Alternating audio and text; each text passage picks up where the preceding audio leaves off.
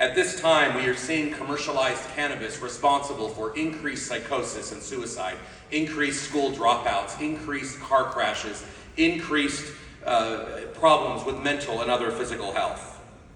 Now, we have the conventions because to protect the international treaties and to protect the international framework on addiction.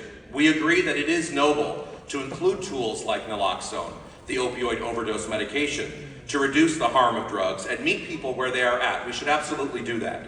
But we should also not only meet them where they're at, but we should not leave them where they are at. That is not enough. There is no such thing as safe drug use. Member states that have made this critical error and failed to see how recovery should always be the goal have suffered from higher rates of drug-related death and suffering.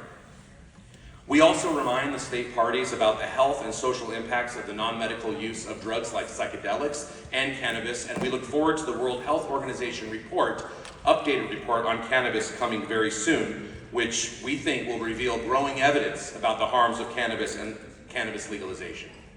Now, make no mistake about it. The legalization of cannabis is about one thing and one thing only: making a small number of people rich at the expense of our young people.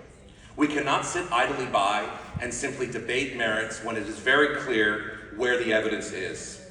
If it was simply about increasing human rights, then yes, we could remove criminal penalties for possession. No one should be in jail for simple use and possession of cannabis use. But to believe that is not to believe that we should allow multinational corporations whose business it is to increase addiction.